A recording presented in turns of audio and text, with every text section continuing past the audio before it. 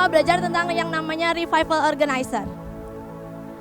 Ini bukan cuma bicara sekadar acara, bukan cuma kita mau buat ini itu keperluan untuk acara, enggak. Tapi benar-benar kita harus ngerti. Kenapa sih kita harus jadi yang namanya orang-orang yang mempersiapkan yang namanya lawatan? Mari kita sama-sama buka. Waktu awal kemarin kita sama-sama share. Saya dapat ayat di 1 Raja-Raja 18. Mulai dari ayat yang ke-31. Di sini diceritakan hari itu Elia sedang melawan berapa ratus nabi Baal? 450 nabi Baal yang mempertanyakan di mana Tuhanmu. Benar ya? Di ayat yang ke-31 hari itu Elia ditantang. Tahu ya semua ceritanya, udah pernah baca ya? Hari itu Elia ditantang untuk mempertunjukkan kuasa Tuhan. Pada saat saya baca ayat ini sungguh merema bahkan untuk pribadi saya. Karena apa? Hari itu Elia untuk menurunkan kuasa Tuhan, dia mempersiapkan. Dia bukan cuma sekadar berdoa, ya Tuhan tolong tunjukkan kuasa-Mu, enggak. Elia mempersiapkan. Apa yang Elia persiapkan? Kita buka sama-sama di ayat yang ke-31, 1 Raja-Raja 18 ayat 31 dibilang demikian. Kemudian Elia mengambil 12 batu menurut jumlah suku keturunan Yakub. Kepada Yakub ini telah datang firman Tuhan, engkau akan bernama Israel. Dibilang hari itu Elia mengambil 12 batu dan bukan cuma sekedar batu. Itu ada artinya. Ada tindakan profetik yang sedang Elia imani, yaitu lambang apa? Jumlah suku keturunan Yakub. Sama seperti kita pada saat mempersiapkan yang namanya lawatan ini, acara lawatan ini, bukan cuma sekedar mempersiapkan barang-barang, mempersiapkan dekorasi, enggak. Tapi kita sedang membubuhkan yang namanya tindakan profetik yang penuh arti. Apapun yang kita angkat, apapun yang kita buat, ada artinya. Yang kedua, dibilang apa? Ia mendirikan batu itu menjadi mezbah demi nama Tuhan dan membuat suatu parit sekeliling mezbah itu yang dapat memuat 2 sekat benih. Dibilang apa? Elia hari itu membuat parit, di mana artinya kita itu sedang menyiapkan wadah. Untuk apa? Untuk segala sesuatu yang Tuhan mau curahkan. Kalau kita datang, jemaat datang, gak bawa wadah, sama aja kayak kita datang ke air terjun tapi kita bawa sendok. Kita dapat sesuatu gak? Ya, kalau datang ke air terjun kita harus punya wadah yang sangat besar.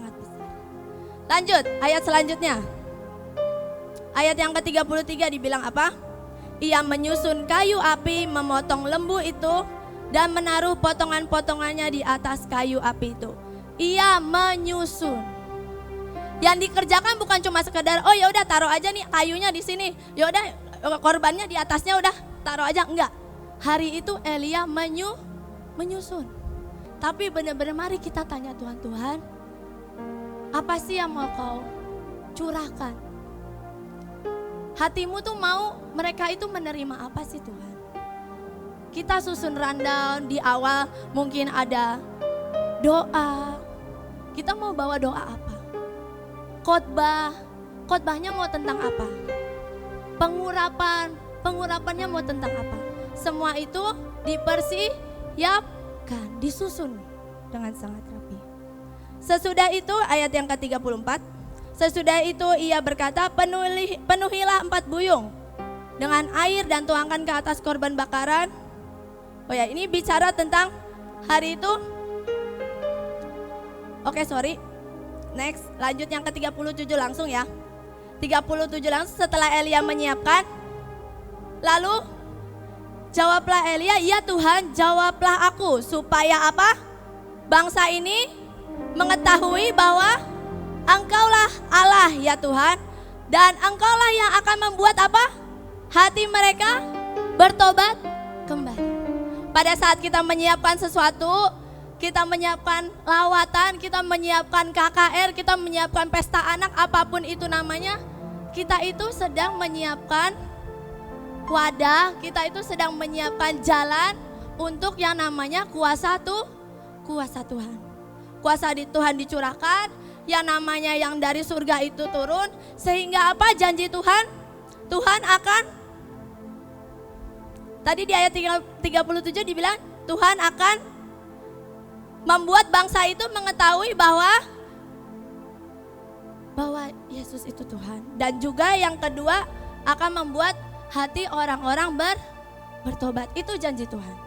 Pada saat kita menyiapkan segalanya, menyiapkan jalan untuk kedatangan Tuhan, menyiapkan jalan untuk benar-benar kita ini kerjakan dari yang detail sampai yang bawah, sampai benar-benar acara semuanya, itu tuh kita sedang menyiapkan wadah untuk kuasa Tuhan dicurahkan. Lalu yang terakhir di ayat ke-39 ini juga ajaib. Pada saat ketika seluruh rakyat itu melihat kejadian itu, jadi ceritanya korban itu ditaruh di atas kayu, lalu Tuhan menurunkan api sehingga orang-orang itu menjadi percaya, betul ya? Lalu di ke-39, ketika seluruh rakyat melihat kejadian itu, sujudlah mereka serta berkata, Tuhan dialah Allah, Tuhan dialah Allah. Yang ke-40 juga ajaib, kata Elia kepada mereka, tangkaplah nabi-nabi Baal itu, seorang pun dari mereka tidak ada yang boleh luput. Setelah ditangkap, Elia membawa mereka ke sungai Kison untuk menyembelih mereka di sana. Pada saat kita mengerjakan lawatan, kita mengerjakan KKR, apapun itu, kita itu sedang menghabisi musuh. Musuh di keluargamu, di kehidupan masyarakat daerah tempat tinggalmu, musuh-musuh bangsamu, musuh-musuh daerah kota tempat tinggalmu, hari itu akan disembelih habis. Sungguh sangat amat ajaib. Bahkan ini sangat merema juga kok di hati saya. Setiap apa yang kita kerjakan gak akan ada yang pernah sia-sia. Semuanya Tuhan janjikan bahwa orang siapapun yang datang, karena firman-Nya juga dibilang undanglah semuanya, karena rumah Tuhan harus penuh.